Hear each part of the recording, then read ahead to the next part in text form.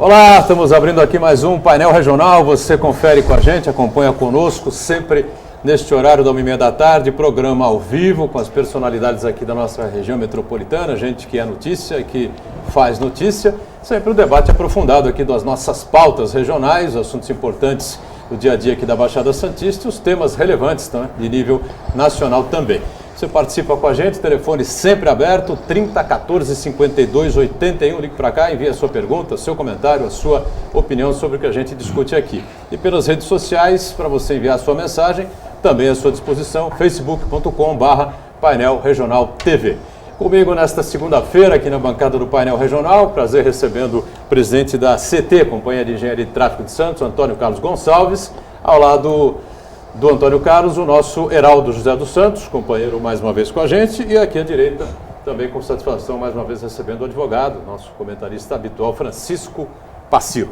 Manchetes, ou manchete, do Diário do Litoral, jornal parceiro aqui do Painel Regional, o jornal circulando por toda a nossa região nesta segunda-feira, aproximar um pouquinho aqui, tá certo? Secretários do Estado aumentam ganhos como conselheiros, não é? Mais uma vez bate nessa tecla aqui. O DL, Portal da Transparência, aponta que 12 recebem subsídios de uma ou mais fontes ou em conselhos de empresas ligadas ao governo do Estado, não é? A gente, como sempre, repassa aqui o Diário do Litoral, ao Antônio Carlos, ao Heraldo também, e um exemplar para o nosso Francisco Passilo. E sempre agradecendo aqui os companheiros de bancada e cumprimentando o Antônio Carlos Gonçalves, presidente da CT, com a gente mais uma vez. Tudo bem, Antônio Carlos? Prazer revê-lo. Tudo bem, prazer é meu, obrigado pelo convite. Boa tarde para o Passilo, para o Heraldo e todos os amigos. Heraldo José, tudo bem, né, Heraldo? Tudo bom, Boturão. Tivemos um carnaval antecipado aí, né? Desfile, o carnaval ainda vem aí. É. Então você vai brincar duas vezes, né? Eu não. Fulião de primeira mão. Em casa, sossegado. Então, cumprimentar aqui o Antônio transmissão Carlos. da TV Santa Cecília. Cumprimentar o Antônio Carlos, o Passilo e a nossa querida Camila, que esteve no carnaval, brilhando também. Brilhando, como sempre, a Camila Aloy, as transmissões da nossa Santa Cecília TV no Sambódromo, na zona noroeste aqui de Santos, no Passarela Drauzio da Cruz, né? Passilo, Francisco Passilo, tudo bem? Tudo bem, Boturão, Heraldo, Antônio Carlos, uma satisfação, Camila, e poder conversar direto sobre trânsito, acho que tem muita coisa para a gente falar, hein?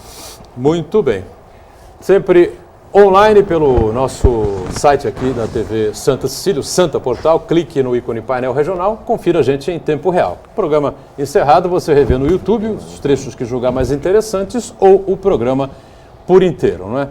Camila Aloy sempre conosco, acompanhando a sua participação e a produção aqui do time do Painel Regional. Tudo bem, né, Camila? Tudo ótimo, Boturão. Boa tarde para você, boa tarde aos convidados e boa tarde para você que está em casa. Sua participação é sempre muito importante no nosso programa. Então, por isso, acessem a nossa página no Facebook, Painel Regional TV, e deixem a sua pergunta, suas dúvidas, suas mensagens aqui aos nossos convidados. Estarei durante todo o programa recebendo a sua participação.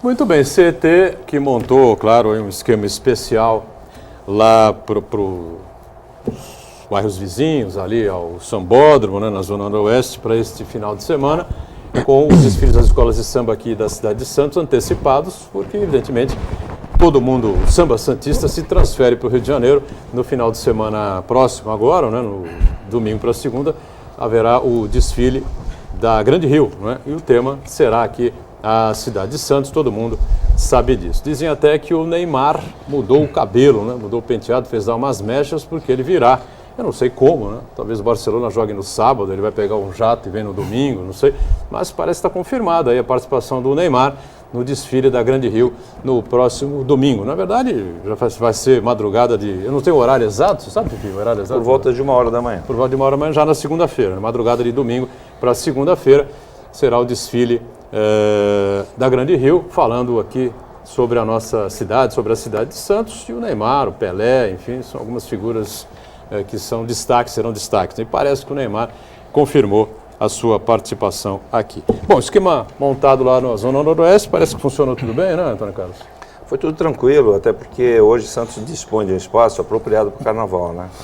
É bom isso, né? A época que eu saí em escola de samba, nós saíamos, era no Gonzaga, depois foi lá para a divisa para o Zé Menino, aí foi para Pão da Praia, aí no ano foi para a Avenida Portuária, E aquela rua lá na Afonso Schmidt, lá no Jardim Castelo, é uma rua que não tem tanto trânsito assim, ela permite você fazer uma barreira para os veículos e desviar, tem locais de desvios adequados para que você não impacte tanto no trânsito. É uma região consolidada, com a construção do Sambódromo, parte dele fixa, né, porque é o Centro Cultural da Zona Noroeste, você monta as arquibancadas no dia do evento. E a iluminação, doutorão, uma coisa também interessante, a época que eu estava na Secretaria de Obras, a gente alugava todo ano a iluminação para o desfile de carnaval. Agora você já tem uma iluminação permanente, você aciona no dia de desfile, nos dias de desfiles, e quando você não tem o desfile, você deixa com a iluminação da via. Acho que Santos acertou muito em transferir o carnaval para aquela região. Sem dúvida nenhuma. Agora, teremos aí tudo isso que é montado para os dias de carnaval, propriamente dito. Tem muitas bandas que vão desfilar, né? Tem o Carnabonde, me parece que vai ser no domingo, sim, né? Isso. Deveria ser sábado passado, mas em virtude dessas mudanças também houve uma alteração aí do desfile do Carnabonde, né? E uma preocupação importante sempre é com relação aos carros alegóricos, né? Que muitas vezes tem dificuldade de transitar, de serem levados para o sambódromo e vice-versa, né, também, né? Quando terminam os desfiles, serem trazidos de volta. Você sabe que o maior problema não é nem a escolta dos carros alegóricos, é quando acaba o desfile, onde as escolas guardam esses carros. De que maneira que eles guardam os chassis, de que maneira que eles tiram a alegoria, porque hoje em Santos poucas escolas têm barracões, poucas escolas têm quadras, né? Antigamente você tinha a quadra da Império do Samba, da X9, a União Imperial continua tendo, a Padre Paulo ensaiava ali na Praça Rubens Ferreira Martins, enfim. Hoje pouquíssimas escolas têm quadras e elas acabam ensaiando nas ruas. Se não tem quadra, como é que tem barracão? Também não tem. Ao longo do ano, eles pegam no período do carnaval locais emprestados para montar seus carros. E quando acaba o evento, eles não têm onde colocar esses carros. Mas ficou bem organizado porque existem uns terrenos ao lado do Sambódromo, ali no Jardim Castelo, que não foram ocupados. E esses terrenos abrigaram os carros antes dos desfiles. Antes do desfile de sexta, sábado e domingo. E agora a gente vai fazer a escolta para os carros retornarem, para os barracões da onde saírem. A gente espera que as escolas guardem esses chassis e guardem essas alegorias em locais adequados, porque é recorrente, anualmente, a reclamação dos carros largados ao longo das ruas, em locais que não tem muito fluxo de trânsito. Muito bem. Pacilo e Heraldo, à disposição aqui o acho que secretário. Isso atrapalha um pouco, não sei. Nós temos tecnologia hoje para que esses carros tivessem um outro tipo de estrutura que fosse fácil de desmontar e guardar em lugares hoje apropriados que nós temos, né? Mas, Antônio Carlos, eu quero aproveitar o seguinte. Está tudo bem no carnaval, é uma excepcionalidade e tal, mas o trânsito na cidade em si está muito difícil. Para vir para cá, foram 19 sinaleiros, quase 40 minutos, eu não andei 4,5 km. O que você tem de projeto para a cidade? Como é que você está encarando isso aí, que é uma reclamação? Acho que uma das reclamações que a gente mais ouve aí na rua é a questão do trânsito, né? Estão reclamando, não só as pessoas que se utilizam de veículos, tal, mas o pessoal que usa moto, bicicleta, aliás, bicicleta na contramão. O que você tem projetado para acabar com isso? Então, Santos tem uma peculiaridade, é uma cidade com uma área de 39 km², com 1,4 habitantes por veículo, é uma média altíssima. Desse 1,4, claro que dos 300 mil veículos que a gente tem em Santos, nem todos são automóveis, graças a Deus. Que se fossem, aí você não andaria. É um caos, né? Você tem quase que 50% de automóveis e os outros 50% são motos e caminhões. É uma cidade que tem desafios, Pacilo, dos mais variados. Você tem o desafio de chegar à cidade, porque a nossa única chegada é a Anchieta. Você lembrou bem, a entrada é dificílima, né? A única chegada se dá através da Anchieta, que é uma estrada do início da metade do século passado, e você tem chegando diariamente no município quase 12 mil caminhões vindo do Planalto, fora os que circulam internamente, e esse desafio de uma cidade verticalizada, consolidada urbanisticamente, sem grandes alternativas de viários. Você não tem, por exemplo, a possibilidade de fazer viadutos, passagens subterrâneas, porque como a cidade é verticalizada, você impactaria muito determinadas edificações. Então, e outras vias muito estreitas. Você pega as principais vias de acesso Orla Centro, são os canais. Você pega o canal 3, que é um canal com um fluxo de trânsito muito grande, tem uma largura de 7,20 m. Quer dizer, como resolver isso? Acho que tem algumas coisas que a gente ainda pode fazer e estamos procurando fazer para resolver o trânsito. A primeira é você tirar estacionamento das grandes avenidas. O Santista ainda para o período quase que diário nas grandes avenidas, coisa que cidades médias e grandes já não fazem há muito tempo. Estacionamento é cada vez mais difícil também, né? Cada vez mais difícil, mas é uma tendência você tirar das grandes avenidas. Por exemplo, o Canal 3, o momento que nós tiramos, no sentido Praia Centro, no período da manhã, o Centro Praia, do meio-dia às 8 da noite, melhorou o fluxo do Canal 3 em 30%. Você ganha... O pessoal ficou meio bravo lá. Ficou, mas chegaram à conclusão que era necessário. Só que, do momento, essas ações... mexe com o hábito, né, e com o bem-estar das pessoas, só que são ações paliativas, porque uma outra coisa que está favorecendo a não piorar mais o trânsito em Santos, os últimos 2 anos, o aumento da nossa frota é decrescente, porque ele tinha um aumento de frota até 2013 de 5% a 6%. Os últimos 2 anos ele foi decrescente. Então, eu vejo como alternativa um transporte público de qualidade, para você poder deixar o teu carro em casa e ter segurança da tua viagem, da tua origem e destino. E para isso você tem 3 vetores fundamentais. Segurança, dentro do transporte. A gente tinha uma média de 30 saltos mês no transporte público municipal antes da implantação do cartão transporte.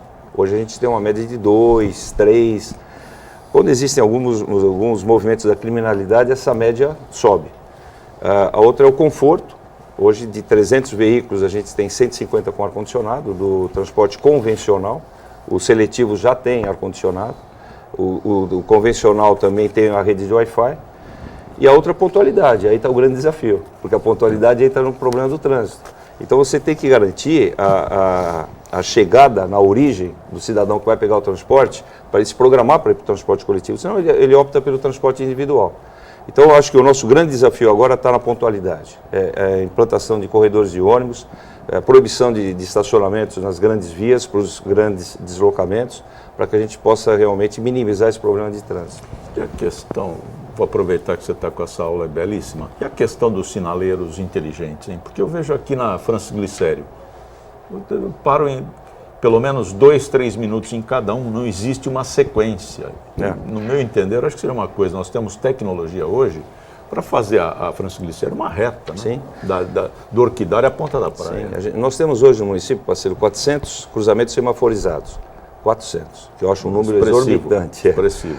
Esses 400 cruzamentos semaforizados, 80% a gente controla da nossa CCO na CET. A nossa tecnologia semafórica, ela tem que avançar. Por exemplo, a gente tem as ligações semafóricas com sinal telefônico. Você poderia ter com fibra ótica e teria a confiabilidade do sistema. Tempo real.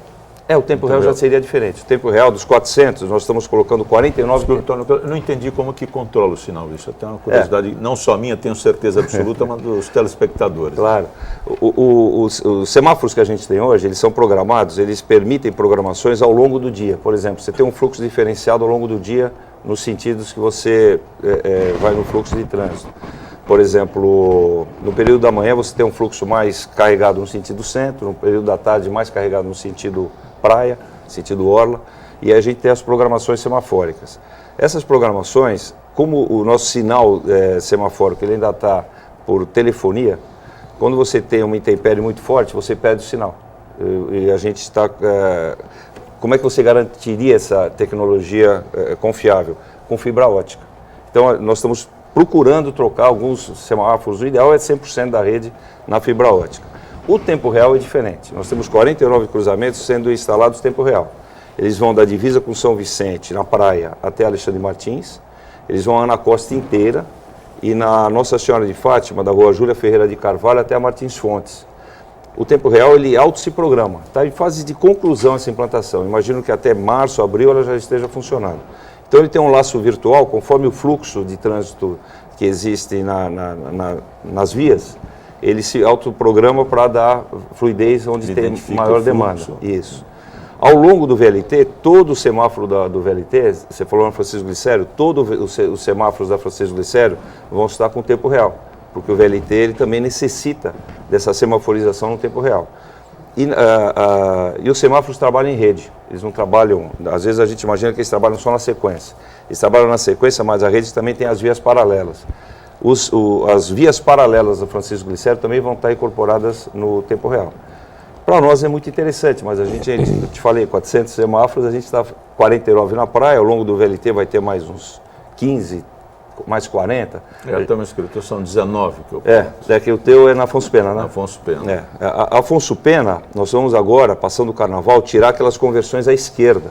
Porque aquelas conversões, elas impactam muito o trânsito na Afonso Pena. E a Afonso Pena, ela permite o looping de quadra. Então você tira a conversão à esquerda e permite um looping de quadra para fazer a travessia. Com isso, vai melhorar o trânsito da Afonso Pena.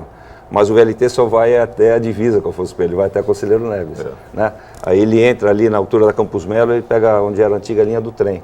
Então a Afonso Pena, nesse momento, ainda não vai ter os semáforos inteligentes, mas eu espero que a gente consiga colocar fibra ótica nas grandes avenidas, se não até o final desse ano, mas iniciar esse trabalho, que é um trabalho caro também, não é barato. Antônio Carlos, há mais ou menos uns 12, 15 anos, fiz uma matéria com o deputado Beto Mansur, que ele falava de uma emenda aprovada exatamente para modernizar esse sistema semafórico da cidade. Ele teria um sistema lá de observação dos seus circuitos, né, para aliviar onde houvesse mais trânsito e tal. E a gente falou nisso um bom tempo, mas isso se perdeu, quer dizer, não veio dinheiro, o que aconteceu? Há quanto tempo? Uns 12 anos, mais 12 ou menos. anos. É esse dinheiro. É esse dinheiro? Não, vai sair? Não, esse dinheiro saiu. Esse dinheiro saiu, ele chegou na prefeitura há uns 4 anos. Uns 4 anos. Essa licitação do tempo real, ela levou uns 2 anos e meio, mais ou menos, para se consolidar. A tecnologia deve ter mudado umas 30 vezes, né, nesse período. Aconteceu isso, porque as empresas, existia um lobby muito grande das empresas concorrentes, elas impugnavam o edital o tempo inteiro. Elas ficavam impugnando o edital o tempo inteiro. Quando nós conseguimos consolidar a licitação, isso daí ocorreu ano passado, no começo do ano passado. E aí estamos no período da implantação. A tecnologia semafórica, ela, como qualquer tecnologia, ela tem uma evolução muito rápida. Mas essa que a gente está implantando em Santos, ela ainda é bem contemporânea, não está tão atrasada assim. Mas é lógico, a gente precisa implantar isso o mais rápido possível para não perder o tempo, o bonde da história aí, porque senão a gente fica com uma tecnologia ultrapassada. Muito bem. Aproveitando a questão dos semáforos, a questão do trânsito difícil, tem um item aí bastante complicado de se dar um jeito, que é a questão das filas duplas que o pessoal faz na porta dos colégios, né, Antônio Carlos? Isso é mais velho que a barba do Papai Noel, né? Mas é um problema que a CT tenta enfrentar, né, tenta organizar, mas as mães e os pais complicam tudo, né? É difícil, viu? Até porque é uma questão comportamental, né? As pessoas precisam entender que do momento que estão levando os filhos à escola, estão dando exemplo também. Não falar o celular, usar o cinto de segurança, não parar em fila dupla, aí, peraí, mas eu não tenho espaço para parar para deixar meu filho. Aí entram as escolas têm que ajudar. Não dá para a escola abrir o portão e imaginar que na rua é um outro mundo, é o mesmo mundo. Então que coloque na porta das escolas porteiros com confiabilidade suficiente para os pais deixarem os filhos na escola e ir embora rapidamente. Tanto na chegada quanto na saída, porque se você pegar, hoje em dia em Santos, uma grande quantidade de escolas são casas adaptadas, que eram residências anteriormente. As grandes escolas, elas não têm muito esse problema, apesar que existem grandes escolas construídas recentemente que também não auxiliam em nada nesse sentido. Elas continuam deixando as crianças na rua e o problema é dos pais e de quem estiver passando pela rua. As escolas precisam entender que elas têm que colaborar. Vamos aproveitar e fazer o nosso primeiro intervalo aqui no painel regional e daqui a pouquinho a gente retoma a conversa aqui com o presidente da CT. Até já. Muito bem, de volta aqui o nosso painel regional, sequência com o Antônio Carlos Gonçalves, presidente da CT de Santos, Heraldo, Pacilo, e a Camila, já com participações, com perguntas, com comentários, enfim, em cima do trânsito, né? Antônio Carlos, a gente está acompanhando aí, ansiosos, né, pela sequência do VLT aqui pela cidade de Santos, né? Bom, depois de para, anda, vai, volta e vai, enfim, eu acho que agora vai definitivamente, e aí vai faltar aí essa integração aí com as linhas de ônibus municipais, principalmente, né?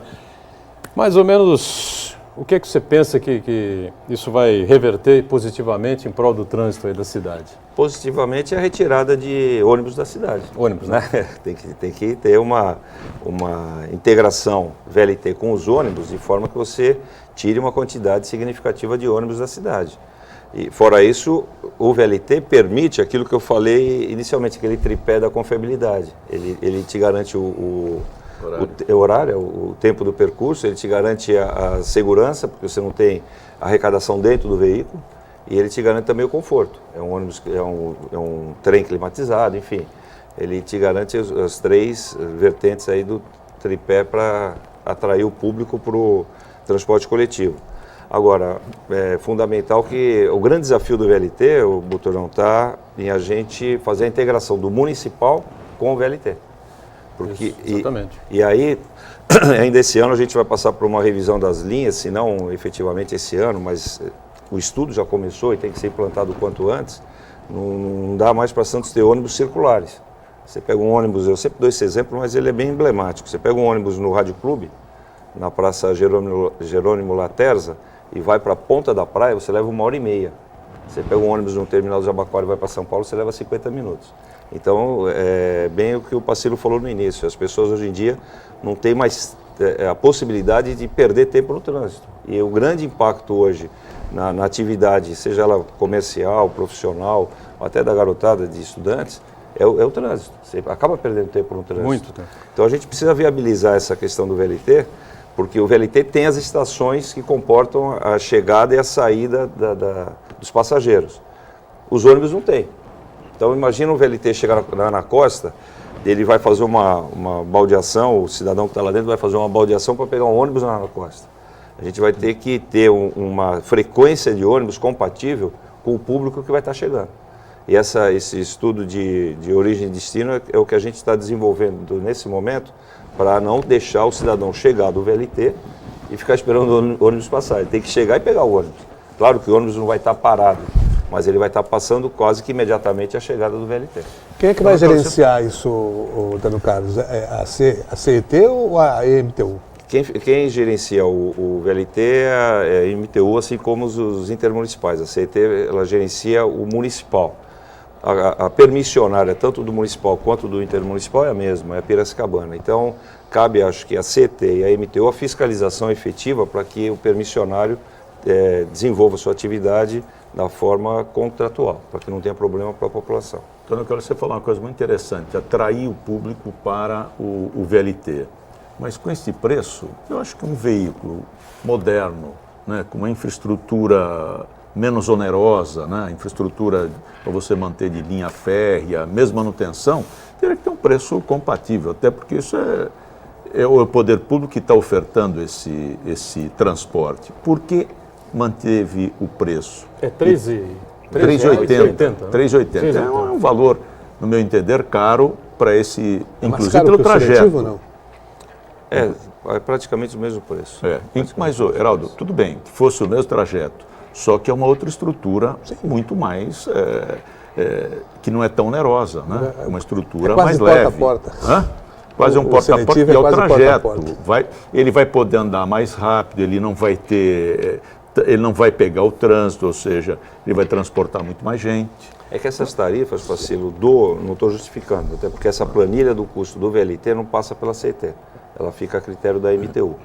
Mas as tarifas do intermunicipal elas também já são variadas, elas não são o mesmo preço do municipal.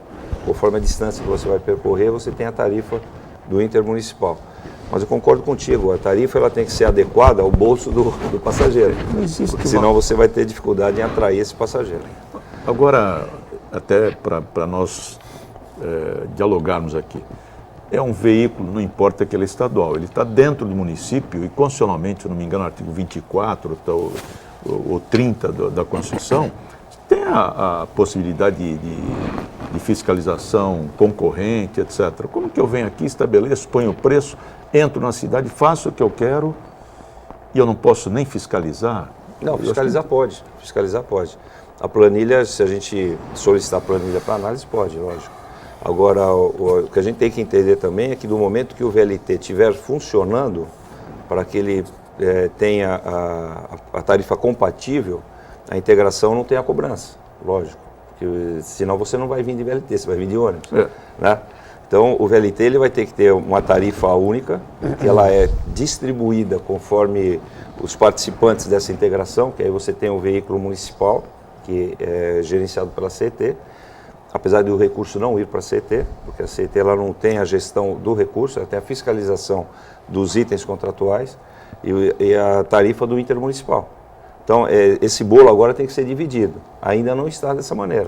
Mas mais ou menos dividido, porque a Piracicabana é que vai operar o VLT, não é? Sim. Então ela não vai ter tanta dificuldade de integrar, pelo sim, menos. mas Não, ela concordo, vai- só que o nosso contrato municipal, você tem um prazo de validade. De repente, numa próxima licitação, você não coincide os permissionários. Então, tem que existir a fatia dividida direito para você saber efetivamente o que se faz com esse recurso que é arrecadado. Então, a discussão agora passa para esse campo. Como é que vai ser distribuído esses 3,80 do VLT? Quanto que vai para o municipal, quanto que vai para o intermunicipal? É essa discussão que nós vamos entrar agora, porque essa integração ainda não está se dando com o municipal. Eu imagino que ela se dê com o intermunicipal, porque senão o Senão cidadão perde a não finalidade. vai, né? senão o cidadão não vai vir no VLT, ele vai pegar Assim, o ônibus. você corre o risco de ter uma política contrária. Se o objetivo era deixar o carro em casa e usar o transporte público, se nós chegarmos aí 3,80, aí quando integrar, aumentar ainda mais a tarifa, Não deve aumentar, não. Aí Não realmente- deve aumentar. Mas ó, por que a gente só pensa em aumento? Se eu tenho um veículo, né, que a manutenção dele, a estrutura para mantê-lo em funcionamento, a manutenção, inclusive os insumos que ele se utiliza, né, energia elétrica, não é petróleo, etc. Putz, eu tenho que baixar a tarifa. O Estado está trazendo esse transporte para o município como se fosse um grande presente. Mas nós aqui, com o nosso pagamento de impostos, etc., criamos renda suficiente para trazer esse transporte para cá. Então, acho que ele tem que adaptar, olha, o perímetro que ele vai andar, né, a extensão, quanto vai custar efetivamente, pode-se colocar alguma coisa em cima, mas o resto é de interesse coletivo, público, porque isso vai colaborar com o meio ambiente, nós vamos se utilizar mais, eu mesmo, vai passar perto de casa, vou fazer um teste, né, na hora que eu não precisar de carro, etc., eu vou tentar me utilizar. Se a gente sai fora, você anda em qualquer capital do mundo, você anda de metrô, você anda de trem, você anda de VLT mesmo, por que não andar aqui também, fazer essa experiência? Agora, tem que ter uma adaptação, tem que realmente vir no interesse público, né? Parece que nós estamos querendo lucro. Eu acho muito cara essa tarifa e nós temos que saber efetivamente quanto custa isso. A gente está, não podemos esquecer também que a gente está num período experimental do VLT, né? Até porque o grande objetivo desse VLT é levar o passageiro para a região central, né? Não é o grande deslocamento de Santos é Orla Centro. O grande deslocamento da região é São Vicente e Santos, né? Só que São Vicente e Santos não São Vicente e Santos Porto, é São Vicente e Santos Centro. Então, e essa segunda etapa do VLT, ela está sendo consolidada em termos de projeto agora, para que haja a licitação posteriormente e haja a integração realmente desse modal. Agora, concordo contigo, a gente tem que avaliar realmente essas tarifas, tem que ver o que vai ocorrer com esse período experimental, porque para o passageiro que está vindo para Santos hoje, ele está descendo no canal 1.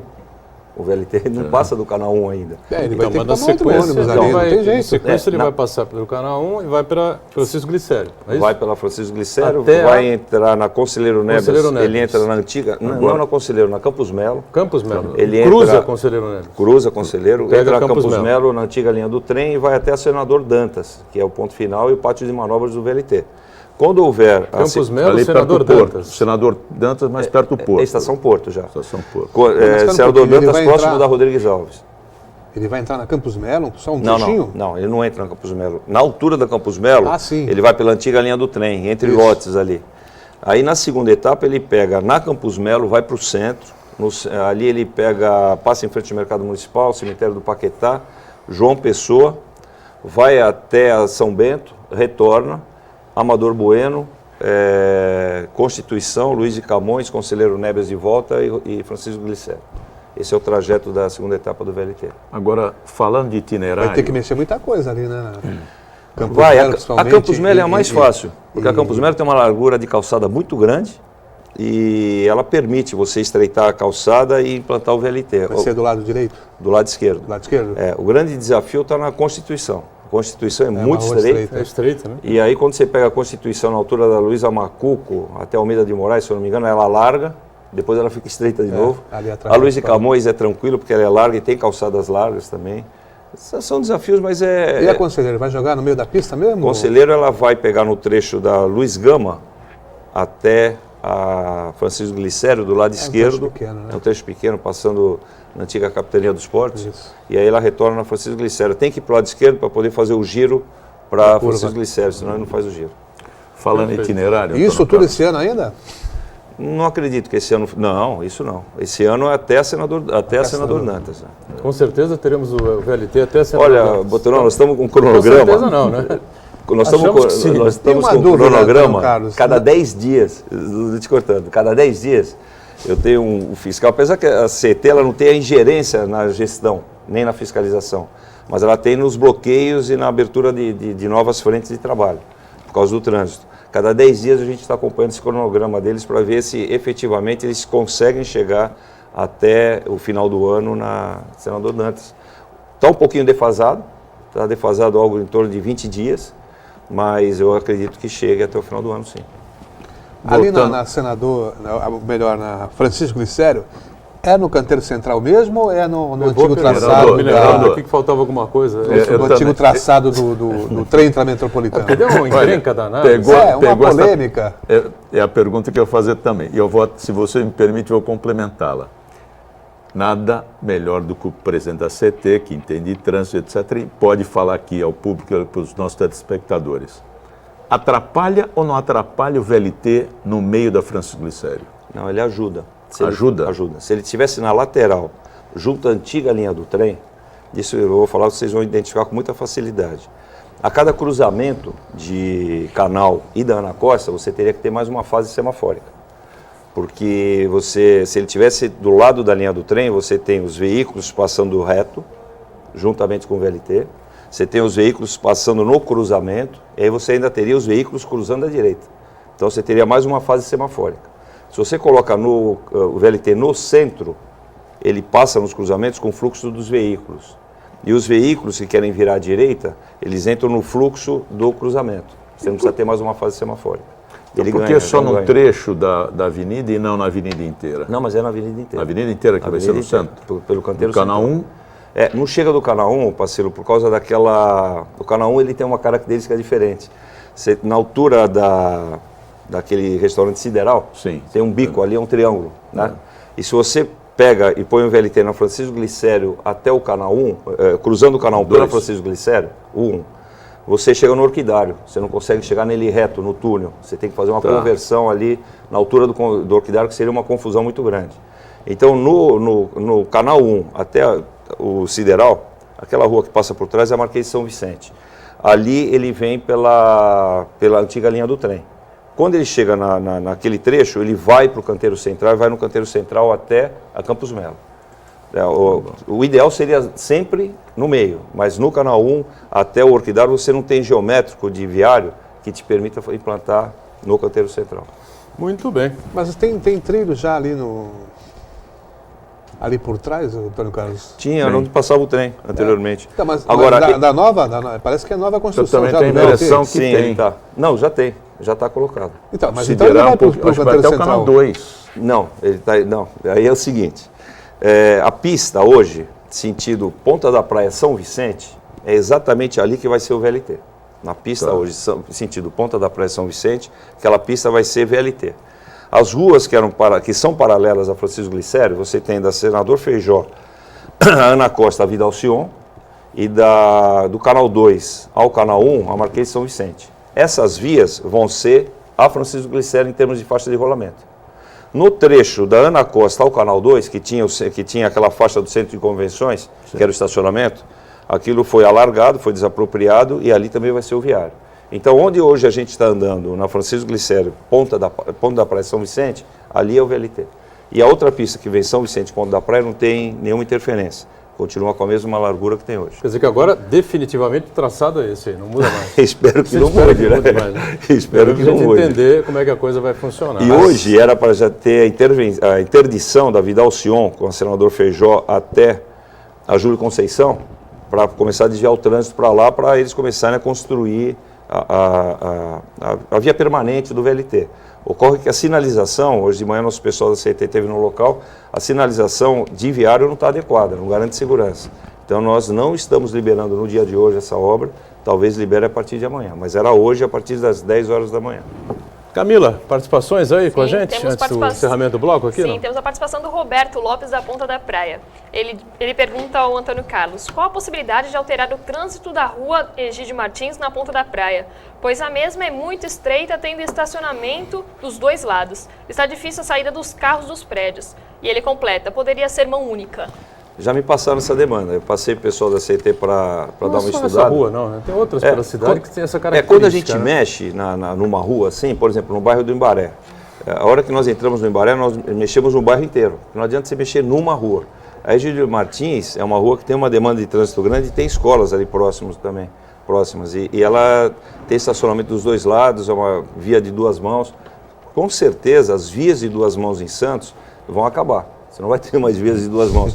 Até porque você tem bairros, você pega Campo Grande, ruas com duas mãos, que são estreitas, carros parados dos dois lados, e sempre que você está circulando, metade do teu carro está na contramão, porque você não consegue acomodar o teu carro na faixa de rolamento correta. Então essas vias de duas mãos com certeza vão acabar em Santos. Me lembrei agora de um período em Santos em que, eu acho que eu não estou viajando aqui na maionese não, mas as pessoas seguiam sentido Ponta da Praia. Ponta da Praia. E o trólebus vinha na contramão. Exato. Pera. Vinha. Inclusive teve uma vez um acidente naquele antigo chão de estrelas. O cidadão colocou um painel e quando ele atravessou de costas para ver como é que estava o painel, o trólebus atropelou. Lógico, né? Isso antigamente tinha muito, né? Mas hoje em dia não permite. Mas Eu não lembro exatamente qual foi a explicação para aquilo, ou por que fizeram aquilo. Mas aqui em não dava para Santos. mudar a rede. Você não tinha o binário do- aberto. Aquele binário da Conselheiro Lafayette não estava aberto ainda. E a única alternativa de transporte coletivo ou era a praia ou era Epitácio Pessoa. Você não tinha linha aérea na praia. Tinha em parte da praia, mas não nela toda. Aí você estava andando tranquilamente para evitar as pessoas, de repente você via aquele monstro, né? Vindo na sua direção. Em E Santos você tinha que hoje, a jogar gente para tem- dentro e falar, não, passa, porque... A gente tem um trecho do bonde na Bittencourt, Ali é. que ele vem da Senador Feijó a Brás Cubas, o bonde vem na contramão. Isso. Mas ele está segregado, apesar que às vezes eu vejo o cara andando com o carro na linha do bonde, que não pode. Mas ele está segregado com tachões para que garanta a segurança dos automóveis. Né? Vamos para o rápido intervalo? Já já a gente retoma a sequência do painel regional aqui com o presidente da CT, Antônio Carlos Gonçalves, e com mais participações aí do telespectador, tá certo? Já já. Terceiro e último bloco aqui do painel regional, Antônio Carlos Gonçalves, presidente da CT, está com a gente, não é? E vamos direto e reto aqui até a Camila, com as participações, dúvidas, opiniões dos telespectadores, né, Camila? Pois Isso não? mesmo, temos a participação do Uriel Vilas Boas, ele pergunta ao Antônio Carlos. Eu gostaria de saber qual é o objetivo final do VLT, quando começa a sequência do Porto para o Valongo e como será o percurso da Francisco Glicério até o centro da cidade. Bom, mais ou menos você já passou falei, um raio-x aqui sobre isso, né? O Uriel, evidentemente, fez a pergunta antes. Mas tem alguma coisa a completar, né, Antônio Carlos? Não, acho Eu que já tenho a resposta aí explicamos, ao que foi questionado aí, o Antônio Carlos explicou no bloco anterior. Mais alguém aí com Temos a participação gente? também do Cosme da Areia Branca, ele pergunta: por que faz 2 anos que foi pedida a sinalização de solo no bairro da Areia Branca, principalmente na praça Professor Nicanor Ortiz, e não foi realizado? Pedimos o programa Engana Bairro e por meio de alguns vereadores. Uma coisa eu garanto, paguei o IPTU em conta única no dia 21 de dezembro. Será que aqui devemos sofrer um pouco para ter as coisas? Cosme, né? É isso, Quase da Areia Cosme. Branca. Olha, Cosme, infelizmente não é só no bairro da Areia Branca, a gente tem outros bairros da cidade que estão carecendo de sinalização horizontal e vertical também. O que a gente está procurando nesse momento, e não é nesse momento, é quando nós entramos na CT, é minimizar esse problema de sinalização horizontal, até porque se a gente quer segurança no trânsito, tem que garantir a sinalização. O bairro da Areia Branca não tem nenhum... Não estamos discriminando de jeito nenhum. A Praça Nicanor Ortiz eu conheço exatamente onde ela fica encravada no meio do bairro da Areia Branca e a gente vai dar uma olhada para ver o porquê não foi feito, mas Não fica preocupado porque quisera eu se fosse só no bairro da Areia Branca essa demanda, mas a gente tem outros locais da cidade também. Ô, Antônio Carlos, explica uma coisa aqui. As bicicletas não podem mais ser acorrentadas aos postes, essas coisas, essa coisa como o pessoal fazia antigamente? Não é que não podem mais, elas nunca puderam. Nunca puderam? Não. Porque pararam no Gonzaga já 2 vezes, né? E as pessoas diferentes vieram me questionar com relação a isso, que os ciclistas, os agentes da CT quebraram correntes, ou levaram a bicicleta, ou multaram. Eu não sei exatamente como é que foi essa história, mas aí os donos das bicicletas ficaram pé da vida com a CT, enfim. Então eu queria que você aproveitasse a oportunidade para explicar essa coisa aí. E quer dizer que não pode, nunca pôde. Nunca pôde. Então o pessoal se acostumou a fazer o que não era para fazer. Para você ter uma ideia, eu estava vindo para o programa, o Casasco, que é um paisagista que está cuidando de parte do paisagismo na região do Gonzaga, não sei se para o poder público ou particular, mas enfim. O Casasco é um apaixonado pela parte paisagística da cidade, enfim. Ele me passou que, no momento que eu estava vindo para o programa, imagino que ainda estejam lá, tinham 8 bicicletas amarradas em troncos de árvores, com correntes. Ele falou, olha, inclusive tem uma que o cidadão não leva nem a corrente embora, ele já deixa a corrente com o cadeado, quando ele vai com a bicicleta, no dia seguinte ele volta, abre o cadeado dele e põe a bicicleta lá. Porque é fácil, né? Passa o cadeado então, na corrente, a corrente fica lá e pronto. Não pode. Tem carência de locais de bicicletários em Santos? Tem carência, a gente percebe que tem. Você tem de manhã, na divisa Santos com São Vicente, no horário de pico, são 2.000 bicicletas hora, e na balsa igual, chegando em Santos. Agora, também tem o vandalismo, e às vezes não é nem vandalismo que o cara vai para quebrar, às vezes é desatenção, de bicicletários que são quebrados constantemente. Às vezes veículos passam em cima dos bicicletários, às vezes as pessoas forçam os bicicletários e acabam quebrando. É uma questão que as pessoas precisam entender a necessidade deles, mas também o direito dos outros. Não dá para parar a bicicleta amarrada numa árvore, num poste junto a uma calçada. Pelo Código Nacional de Trânsito, a gente pode sim e tem que tirar essas bicicletas do local, e não é tirar e fica conosco. O cidadão, quando tem a bicicleta apreendida, ele vai à CT e tem um curso, tem uma palestra de umas 2 horas, e ele retira a bicicleta dele, ele vai com a bicicleta embora. Ou então ele paga uma taxa pela retirada da bicicleta. O nosso objetivo não é a taxa, até porque a taxa não muda em nada a vida da CT. E o cara pagar a taxa, talvez ele não aprenda o que ele tem que fazer com o veículo dele. O interessante é que ele se conscientize que está fazendo a coisa errada. Nós tiramos, semana retrasada, se eu não estou enganado, umas 15 bicicletas do Gonzaga. E a gente vai continuar retirando, porque não dá para ter esse tipo de convivência. Uma outra coisa, os bicicletários, mas por que não coloca bicicletário? A gente até coloca o bicicletário, mas o bicicletário também tem que estar num local adequado para que não haja o furto da bicicleta. Porque do momento que você coloca o bicicletário, de alguma forma você está garantindo para o cidadão que ali é seguro. Ele coloca um cadeado, mas ali é seguro. Pra você ter uma ideia, um local que tem muito furto de motocicleta, na Fernão Dias, próximo da Galeria Ipiranga. É um local que está em frente à saída do Parque Balneário, do estacionamento do Parque Balneário. Ali tem furto de motocicleta constantemente. No sábado eu ainda estava no desfile das escolas de samba, o rapaz me procurou, ele estuda na Unip à noite, diz que na Unip da Conselheiro Nebias também tem uma quantidade grande de furtos de motocicletas.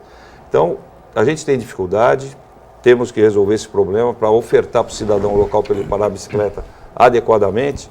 Enquanto isso não for feito, não justifica o cara parar da forma que ele bem entende. Antônio Carlos, eu tenho visto aí, você seguramente também, né, nas grandes capitais, etc., que existem equipamentos, rodas, símbolo de uma bicicleta, etc., que não precisa ser efetivamente um bicicletário.